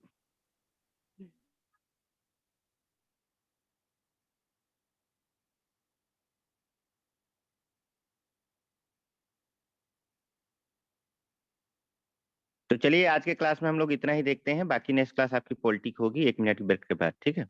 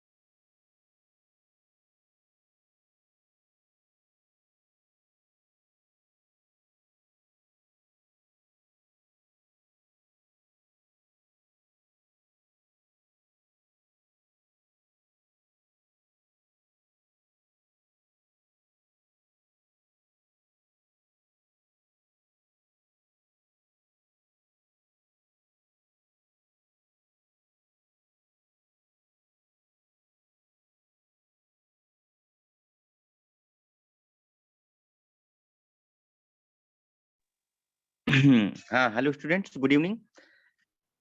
तो आपको कल हमने संविधान के बारे में थोड़ा बहुत जानकारी दे दिया था, आप लोगों को कोई कंफ्यूजन तो नहीं है कल के क्लास में? ठीक है। रिटन कॉन्स्टिट्यूशन क्या होता है, रिटन कॉन्स्टिट्यूशन क्या होता है, रिजिड, फ्लेक्सिबल, फेडरल, यूनिटरी। तो आज हम लोग बात करेंगे संविधान के विकास की, संविधान का निर्माण कैसे हुआ, संविधान लिखा कैसे गया, किसके द्वारा लिखा गया। जिसमें मैं आपको कुछ लिखाऊंगा नहीं, ये सब पीडीएफ में लिखा हुआ है, मैंने आपको शेयर कर दिया है ग्रुप में, आप इससे नोट्स बना लेना। मैं बस आपको थोड़ा समझा दे रहा हूँ, बाकी हम आज फर्स्ट चैप्टर पढ़ेंगे। लेकिन फर्स्ट चैप्टर स्टार्ट करने से पहले थोड़ा सा आपको बेसिक इन्फॉर्मेशन दे देते हैं कि हमारे संविधान का निर्माण कैसे हुआ। ठीक है। तो अगर बात करें कि संविधान का निर्माण करने के लिए एक संविधान सभा की गठन की गई थी, किसका गठन किया गया था? संविधान सभा का, जिसको इंग्लिश में कहते हैं कॉन्स्टिट्यूएंट असेंबली। भाई आप अगर कोई चीज करना चाहते हो तो उसके लिए कोई ना कोई तो वो बनाना पड़ेगा ना, ऐसे हवा में थोड़ी कोई संविधान लिख देगा। तो एक संविधान सभा का गठन किया गया, कॉन्स्टिट्यूएंट असेंबली मतलब संविधान सभा। तो इस संविधान सभा में लोग चुने गए, और जो संविधान सभा में चुना गया व्यक्ति वही संविधान को लिखा। ठीक है। तो कितने व्यक्ति चुने गए, कहां से चुने गए, क्या हुआ, तमाम चीजें यहाँ पर एग्जाम में क्वेश्चन पूछ लिया जाता है। तो आप अगर पूछा जाए कोई तो संविधान किसने लिखा, तो आप बोलोगे संविधान सभा के द्वारा लिखा गया। ये संविधान सभा में कई सारे लोग चुने गए, कई सारे मेंबर को चुना गया और उन लोगों के बीच में से कई सारी कमेटियां बनाई गई, समितियां बनाई गई और अलग अलग कमेटी को अलग अलग टास्क दे दिया गया। ठीक है, अलग अलग समितियों को अलग अलग टास्क दे दिया गया कि भाई आप ये काम करोगे, आप ये काम करोगे, आप ये काम करोगे। जैसे कोई बड़ा प्रोजेक्ट होता है तो उस प्रोजेक्ट पे कई लोग काम करते हैं, लेकिन उस प्रोजेक्ट के कई सारे मॉड्यूल होते हैं, कई सारे मॉड्यूल होते हैं। मान लो उस प्रोजेक्ट के 10 मॉड्यूल हैं, तो हर एक मॉड्यूल को एक एक ग्रुप के बीच में बांट दिया जाता है कि आप ये मॉड्यूल तैयार करो, आप वो मॉड्यूल तैयार करो, आप वो मॉड्यूल तैयार करोगे। अब फिर बाद में उस सारे मॉड्यूल को असेंबल करके उस प्रोजेक्ट को तैयार कर दिया जाता है। इससे काम पैरेलली होता है और तेजी से होता है। ठीक है, अब एक ही व्यक्ति को 10 मॉड्यूल दे दोगे करने को तो काफी समय लग सकता है प्रोजेक्ट को एग्जीक्यूट होने में। इसी तरह संविधान सभा में भी यही काम किया गया। जो सदस्य चुने गए संविधान सभा में, उनके बीच में से कई सारी कमिटियां बनाई गई और हर कमिटियों को अलग अलग टास्क दे दिया गया। अब बाद में उसको कंपाइल कर दिया गया। जब उन्होंने अपना अपना टास्क कंप्लीट किया तो बाद में उसको कंपाइलेशन किया गया, कंपाइल किया गया उसको। और ये कंपाइलेशन का काम करने का काम किया था ड्राफ्टिंग कमेटी। एक कमेटी बनी थी जिसका नाम था ड्राफ्टिंग कमेटी, और इसी ड्राफ्टिंग कमेटी के चेयरमैन थे डॉक्टर भीमराव अंबेडकर। ऐसा नहीं कि डॉक्टर भीमराव अंबेडकर अकेले संविधान लिखे हैं, वो तो बोलने वाले बोल देते हैं। भीमराव अंबेडकर ने संविधान कुछ नहीं लिखा था। ठीक है, उन्होंने जो भी संविधान लिखा हुआ था उसको उन्होंने ड्राफ्ट किया था, उसको कंपाइल किया था, कहाँ पे क्या होना चाहिए क्या नहीं होना चाहिए। जैसे फॉर एग्जांपल आपको घर बनाना होता है तो घर तो आप ही बनाते हो, घर तो मजदूर बनाते हैं, मिस्त्री बनाते हैं। मिस्त्री और मजदूर लाओगे, ठेकेदार लाओगे, वो तो बनाएंगे घर। लेकिन उस घर का मैप भी तो कोई बनाएगा कि कहाँ पे बाथरूम होगा, कहाँ पे किचन होगा, कहाँ पे बेडरूम होगा, कहाँ पे मास्टर बेडरूम होगा, कहाँ पे ड्राइंग रूम होगा, कहाँ से एंट्री होगा, कहाँ से क्या होगा। ये सब काम कौन करता है? ये सब काम करते हैं आर्किटेक्ट, मैप बनाने वाले। सेम वही काम आर्किटेक्ट का काम जो है किसने किया था? डॉक्टर भीमराव अंबेडकर। कि कहां पर किस चैप्टर में क्या होगा क्या नहीं होगा, उसको पूरा ड्राफ्ट करने का, उसको पूरा कंपाइल करने का जिम्मेदारी भीमराव अंबेडकर की अध्यक्षता में एक समिति बनाई गई थी, ड्राफ्टिंग कमेटी। अब ऐसा नहीं कि ड्राफ्टिंग कमेटी में भीमराव अंबेडकर अकेले थे, ये ड्राफ्टिंग कमेटी के चेयरमैन थे। इनके साथ साथ 6 मेंबर और थे इनको सहयोग करने के लिए। तो ड्राफ्टिंग कमेटी में कुल 7 लोग थे। इन 7 लोगों ने मिलकर पूरे जो है संविधान को कंपाइल किया, ड्राफ्ट किया। और इसलिए डॉक्टर भीमराव अंबेडकर को संविधान का निर्माता कह दिया जाता है। तो संविधान का निर्माता का मतलब ये नहीं हो गया कि पूरा संविधान उन्होंने लिखा था, बस हाँ उन्होंने डिजाइन तैयार किया था कि किस चैप्टर में क्या होगा क्या नहीं होगा, क्या क्या प्रावधान कहाँ रखने चाहिए। इसको सिस्टमेटिक आर्डर से अरेंज करने का काम उन्हीं का था, जिसको ड्राफ्टिंग कमेटी बोलते हैं। और एग्जाम में कई बार पूछा जाता है ड्राफ्टिंग कमेटी के चेयरमैन कौन थे। ठीक है, लेकिन इसके साथ साथ 6 मेंबर भी थी, इनको असिस्ट करने के लिए बनाए रखे गए थे। 7 लोग मिलकर पूरा इसको कंपाइलेशन या ड्राफ्ट तैयार किए संविधान का। तो यही चीजें आपको समझना है। तो देखिए, जो संविधान सभा बनेगी, जो संविधान का निर्माण करेगी, इसका डिमांड किसने किया सबसे पहले?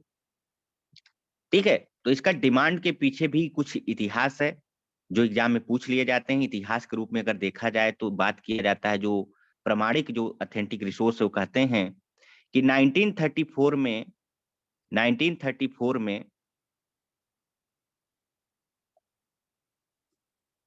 ठीक है 1934 में एमएन रॉय, ये कम्युनिस्ट थे।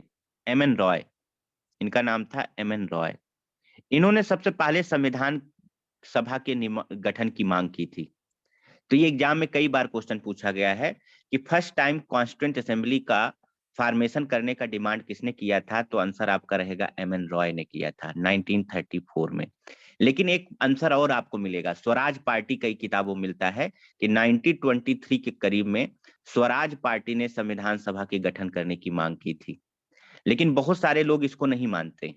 जैसे अगर लक्ष्मीकांत किताब की बात किया जाए तो लक्ष्मीकांत स्वराज पार्टी को आंसर नहीं मानता है, एमएन रॉय को मानता है। लेकिन कुछ किताबों में स्वराज पार्टी का माना जाता है कि स्वराज पार्टी ने सबसे पहले संविधान सभा के गठन की मांग की थी। तो आप देख लेना अपने हिसाब से, उसे एमएन रॉय को आंसर कंसीडर किया जाता है। लेकिन एक बार पीसीएस एग्जाम उत्तर प्रदेश में आया था तो उन्होंने स्वराज पार्टी को आंसर कंसीडर किया था, वहां पर एमएन रॉय का नाम नहीं था। तो जब नाम नहीं था एमएन रॉय का तो स्वराज पार्टी को आंसर मान लिया गया था। ठीक है, तो थोड़ा सा यहाँ पर आपको थोड़ा सा यहाँ पर है, ठीक है, ऑथेंटिक सोर्सेज में थोड़े से यहाँ पे कंफ्यूजन आपको क्रिएट हो सकते हैं। अब बात किया जाए Indian national Congress INC. Indian national Congress ने 1935 में कॉन्स्टिट्यूएंट असेंबली के फॉर्मेशन की मांग की सबसे पहली बार। तो ये भी एग्जाम में क्वेश्चन बन जाता है कि आईएनसी इंडियन नेशनल कांग्रेस ने संविधान सभा के गठन की मांग कब की, तो आपका आंसर होगा 1935। फिर इन 1938 में पंडित जवाहरलाल नेहरू ने संविधान सभा का गठन करने का मांग करते हुए बोला कि इसका जो गठन करना चाहिए वो एडल्ट फ्रेंचाइज के आधार पर करना चाहिए, मतलब कि वयस्क मताधिकार के आधार पर यहाँ पर लोगों का चुनाव करना चाहिए संविधान सभा में। वयस्क मताधिकार, ठीक है, वयस्क लोग मतदान करेंगे, पूरे देश में मतदान होगा और उस मतदान में जो लोग चुने जाएंगे वो आएंगे संविधान सभा में और ये संविधान सभा के जो मेंबर हैं ये लिखेंगे संविधान को। ठीक है, 1940 में एक मिशन आया, इतिहास में भी आपको पढ़ाया जाएगा, अगस्त प्रस्ताव आया था। इसको इंग्लिश में कहा जाता है अगस्त ऑफर।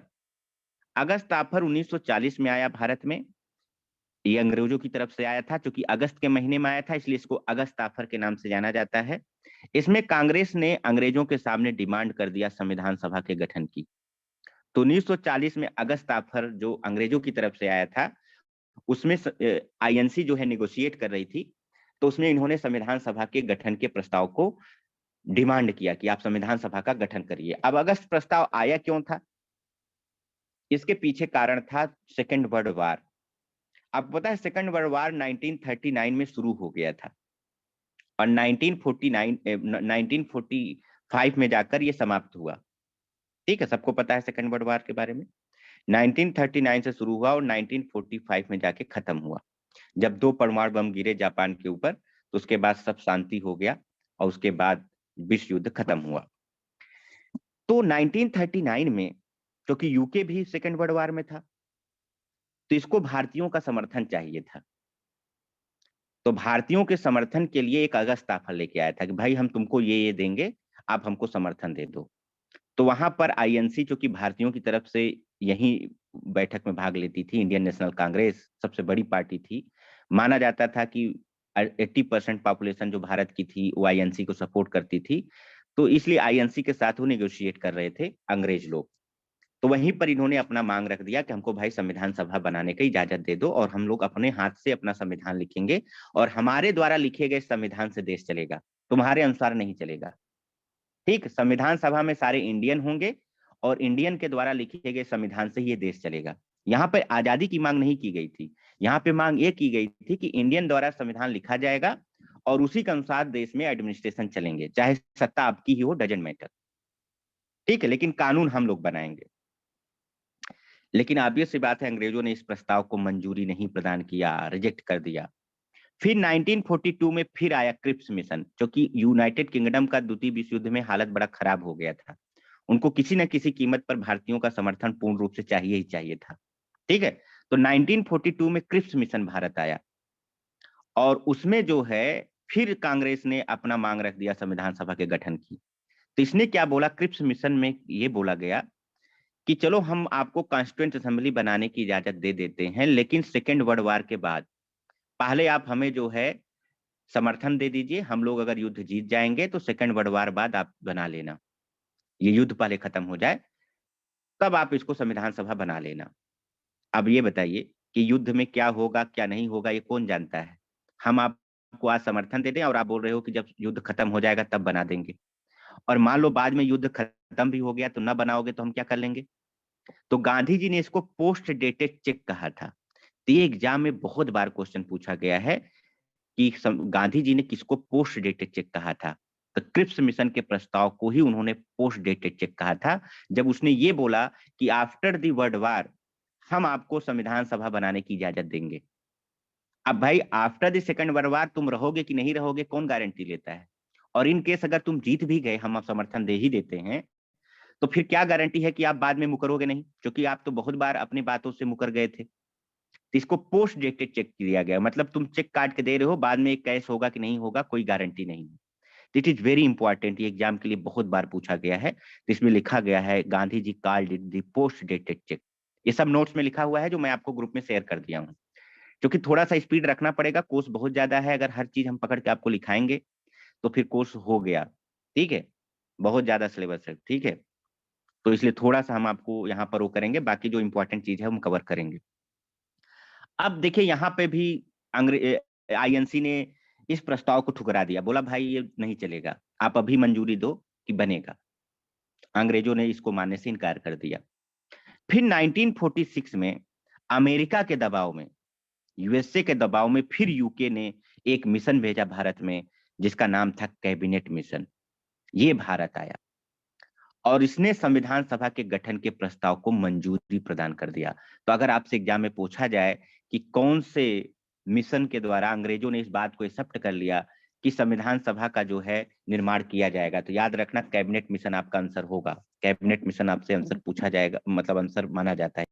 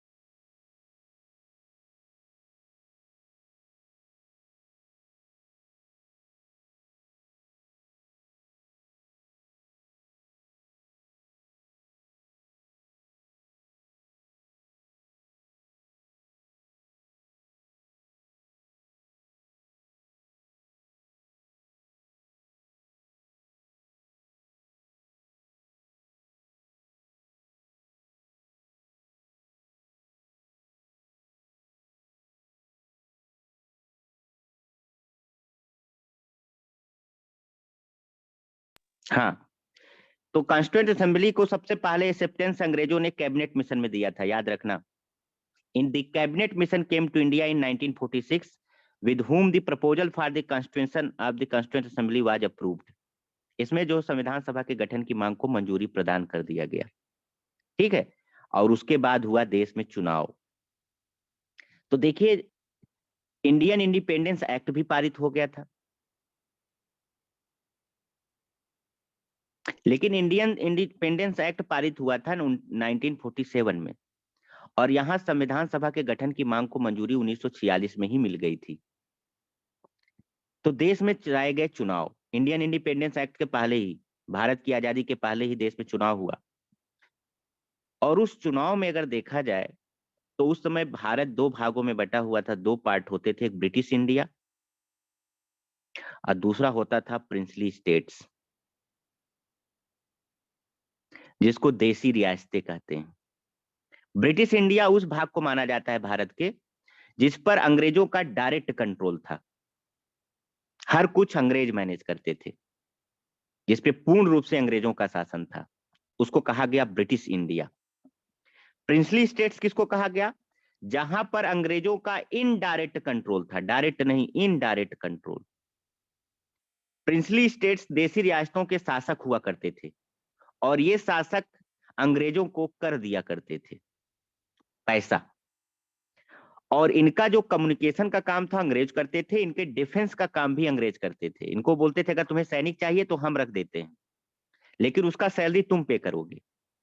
मतलब वो डिफेंस प्रिंसली स्टेट्स को नहीं दे रहे थे। इनको पता था कि अगर प्रिंसली स्टेट्स अपना खुद आर्मी बना लेगी तो बाद में अगर 10 प्रिंसली स्टेट्स एक साथ मिलकर हमारे साथ युद्ध कर लेंगे तो हमारे लिए दिक्कत हो जाएगी। डिवाइड एंड रूल वाला काम ये कर रहे थे। बहुत दिमाग से इन्होंने पूरे भारत में क्या पूरे वर्ल्ड में शासन किया। ठीक है, पूरा सब दिमाग का गेम था। इनके पास संख्या नहीं थी, ये आपके लोगों के द्वारा ही आपके ऊपर शासन इन्होंने किया। इन्होंने क्या कहा, प्रिंसली स्टेट्स तुम शासन करो, तुमको स्वतंत्रता दे रहे हैं, बस हमको इतना पैसा लाके देते जाओ। मेन इनका काम था पैसा यहाँ से लूटना, बस एक्सप्लॉइटेशन, शोषण, इकोनॉमिक एक्सप्लॉइटेशन। बाकी इनको यहाँ शासन थोड़ी करना था, इनको यहाँ लूटना था केवल। तो प्रिंसली स्टेट्स को इन्होंने टारगेट दे दिया, इतना इतना पैसा आप देते जाइए, अपना शासन करिए, लेकिन डिफेंस आप मेंटेन नहीं करोगे, डिफेंस हम आपको देंगे, सैलरी तुम दे देना।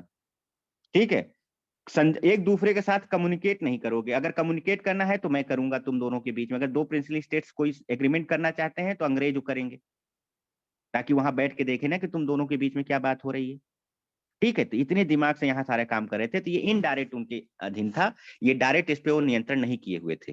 तो दोनों जगहों से सदस्यों को चुना गया, ब्रिटिश इंडिया से भी चुने गए और प्रिंसली स्टेट से डायरेक्ट नॉमिनेट किए गए। ठीक है, लेकिन एडल्ट फ्रेंचाइज यहाँ पे चुनाव पूरे देश में नहीं कराया गया, क्योंकि अंग्रेजों को लगा बड़ा खर्चीला प्रोसेस होगा, एक्सपेंडिचर होगा, तो उन्होंने चुनाव नहीं कराया। बल्कि जो उस समय प्रोविंशियल असेंबलीज थी, तो प्रोविंशियल असेंबलीज के मेंबर के द्वारा ही उन्होंने चुनाव करवा लिया। इनडायरेक्ट चुनाव करवाया था, जनता से चुनाव नहीं करवाया था संविधान सभा के सदस्यों का।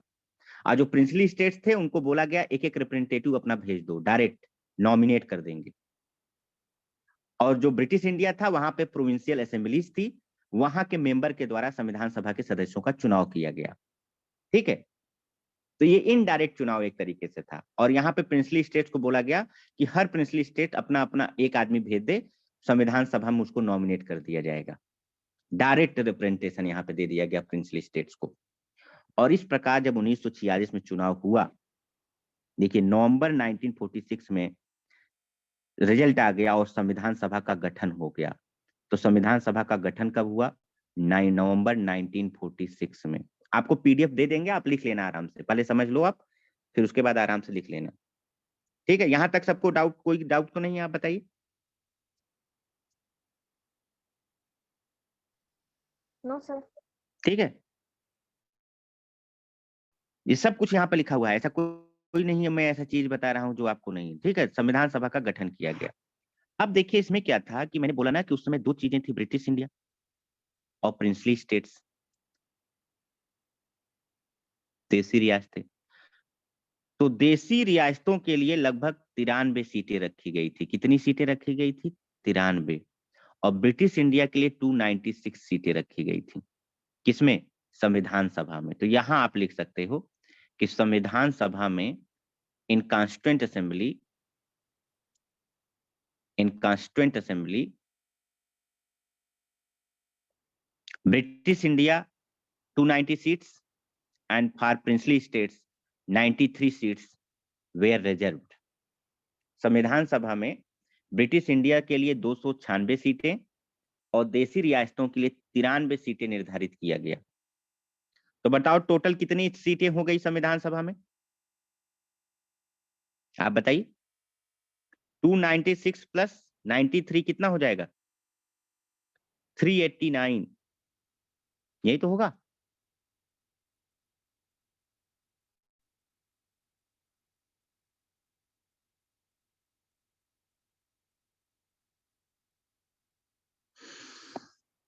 सात चार, हाँ सही तो है। तो संविधान सभा में कुल कितने सीटें थी बताइए?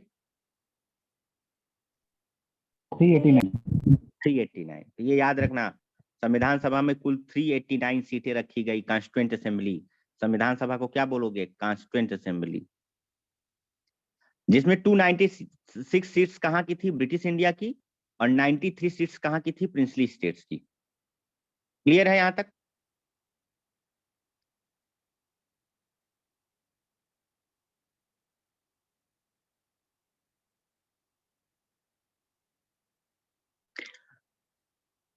ये लिखा constituent assembly was formed in November 1946.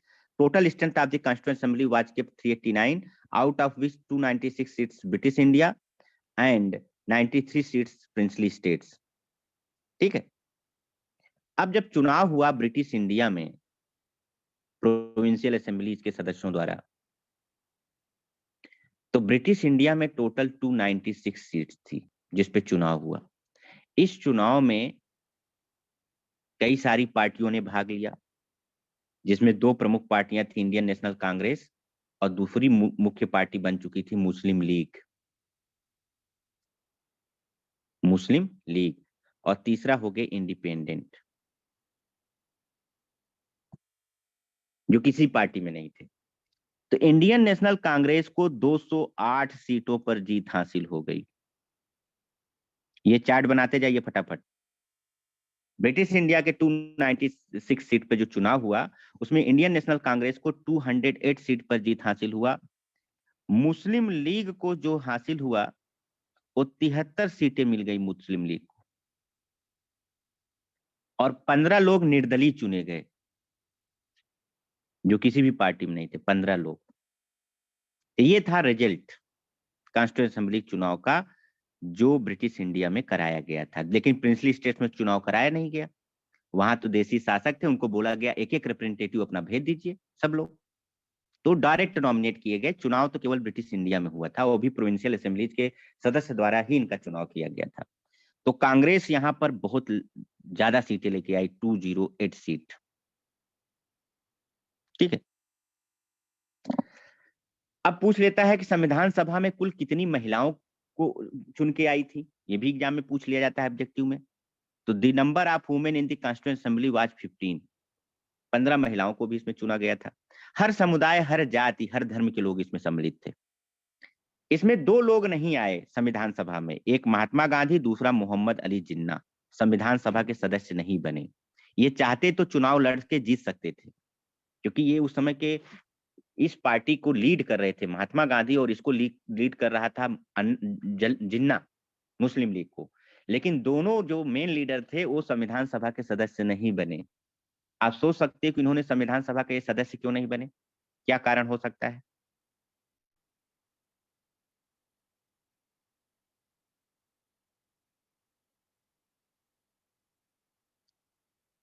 Anyone?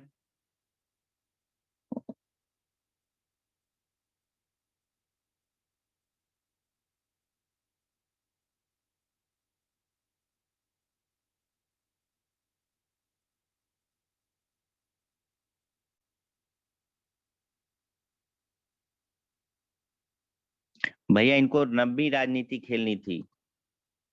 ये वो लोग थे जिनको पॉलिटिक्स करना था। अगर ये संविधान सभा में चले गए होते तो वहां पे बैठकर फिर संविधान लिखते, बाहर राजनीति कैसे करते? और अगर बाहर राजनीति नहीं करते तो इन्होंने सबको तो इंगेज कर दिया संविधान सभा में, संविधान लिखने में, और दोनों अपने आप को फ्री कर लिए। और इस फ्री करने का फायदा इनको ये मिला कि एक भारत का राष्ट्रपिता बन गया और एक पाकिस्तान का राष्ट्रपिता बन गए, क्योंकि ये लोग बाहर अपना जो है कर रहे थे। अब बाकी सारे लोग को संविधान सभा में डाल दिए, जाके तुम वहां पे संविधान लिखो। ये दोनों चालू लोग थे, ठीक है, दोनों इसलिए उसमें शामिल नहीं हुए। इनको बाहर से ही रख के अपना जो है टाइम देना था, यहाँ पे संविधान सभा में जाके अपना टाइम नहीं देना था, इसलिए दोनों अपने को दूर ही रखे। अब क्वेश्चन ये आता है कि संविधान सभा की पहली बैठक कब हुई, फर्स्ट मीटिंग कब हुई?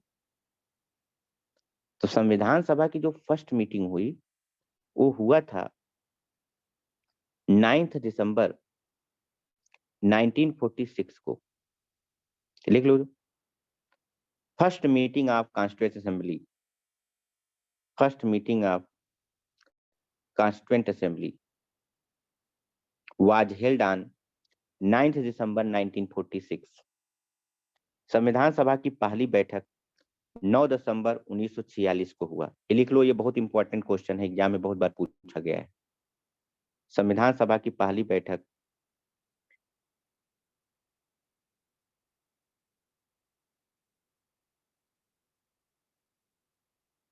9 दिसंबर 1946 को हुआ। जिसमें कुल लगभग 209 सदस्य उपस्थित थे। कुछ किताबों में 211 भी मिलता है।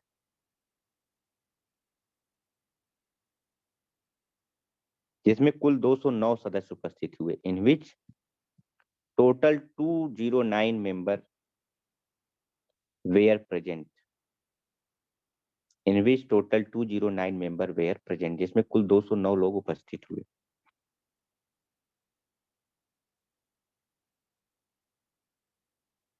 ठीक। और पहली बैठक में सच्चिदानंद सिन्हा को संविधान सभा का अस्थायी अध्यक्ष चुना गया। अस्थायी अध्यक्ष सच्चिदानंद सिन्हा, ये लिखा हुआ है। Sachchidanand Sinha was elected as temporary president of constituent assembly. तो पहली बैठक की अध्यक्षता किया था सच्चिदानंद सिन्हा ने। ये एग्जाम में बहुत बार क्वेश्चन आता है। सच्चिदानंद सिन्हा ने पहली बैठक की अध्यक्षता किया था 9 दिसंबर 1946 को। अस्थायी अध्यक्ष बने थे ये। अब संविधान सभा की दूसरी बैठक हुई 11 दिसंबर, 2 दिन बाद ही हुई, 1946 को। सेकेंड मीटिंग, संविधान सभा की दूसरी बैठक। संविधान सभा की दूसरी बैठक 11 दिसंबर 1946 में हुई। The second meeting of constituent assembly was held on 11 दिसंबर 1946। और डॉक्टर राजेंद्र प्रसाद को संविधान सभा का अस्थायी अध्यक्ष चुना गया, परमानेंट चेयरमैन चुना गया। 11 दिसंबर 1946 को सेकेंड मीटिंग हुई कॉन्स्टिट्यूएंट असेंबली की, और सच्चिदानंद सिन्हा को, मतलब डॉक्टर राजेंद्र प्रसाद को अस्थायी परमानेंट प्रेसिडेंट चुन लिया गया संविधान सभा का। Doctor Rajendra Prasad was elected as permanent president of constituent assembly. SC Mukherjee was elected as vice president. SC Mukherjee को वाइस प्रेसिडेंट चुना गया। और बीएन राव को संवैधानिक सलाहकार चुना गया, कॉन्स्टिट्यूशनल एडवाइजर चुना गया। कॉन्स्टिट्यूशनल एडवाइजर, संवैधानिक सलाहकार चुना गया इनको, बीएन राव को संवैधानिक सलाहकार चुना गया। तो एससी मुखर्जी इसके उपाध्यक्ष बने संविधान सभा के, और बीएन राव संवैधानिक सलाहकार के रूप में नियुक्त हुए। ये बहुत बार एग्जाम में रिपीट करके क्वेश्चन बना हुआ है।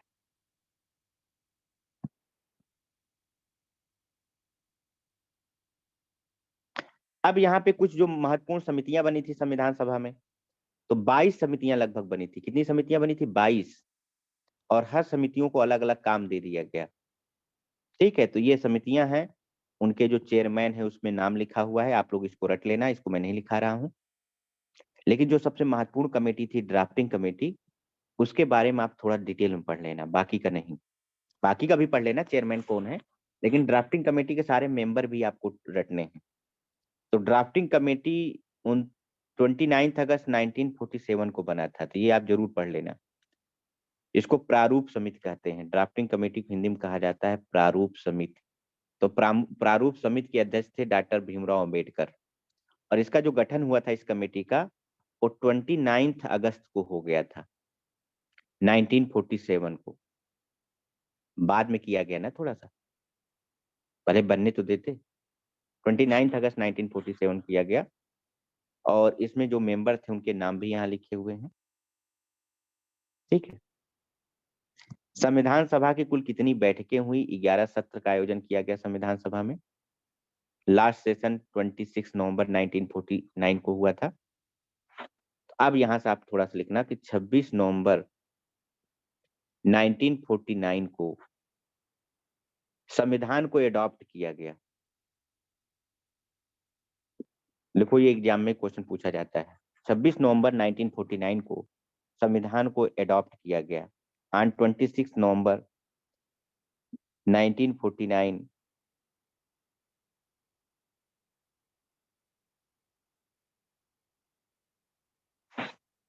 को constitution of India was adopted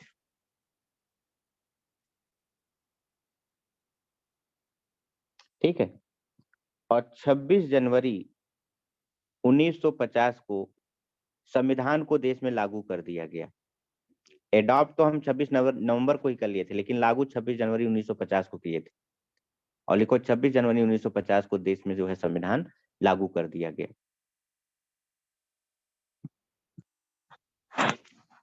ठीक है, टोटल टाइम कितना लगा संविधान को बनने में? 2 साल, पिछले क्लास में बताया था। 11 महीना 18 दिन का समय लगा था पूरे संविधान को लिखने में।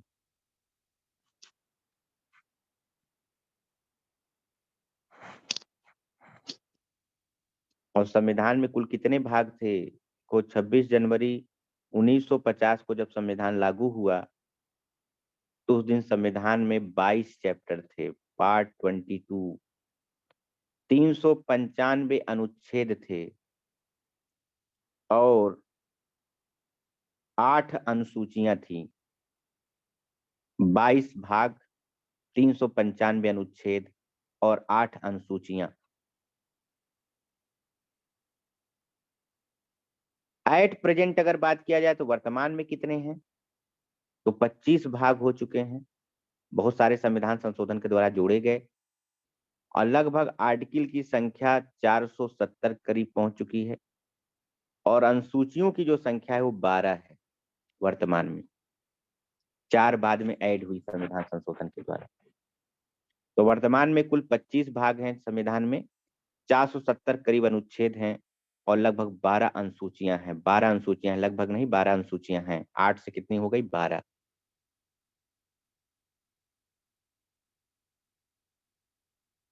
ठीक है, अब हम क्या करेंगे, इस चैप्टर वाइज पढ़ेंगे, पार्ट 1, पार्ट 2, पार्ट 3, पार्ट 4 और उसके अंदर जो भी महत्वपूर्ण आर्टिकल हैं वो पढ़ेंगे।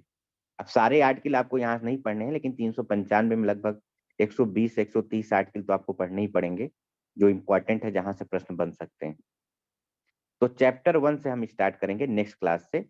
और चैप्टर 1 में क्या क्या होगा, अब यहीं से आपका संविधान शुरू होगा।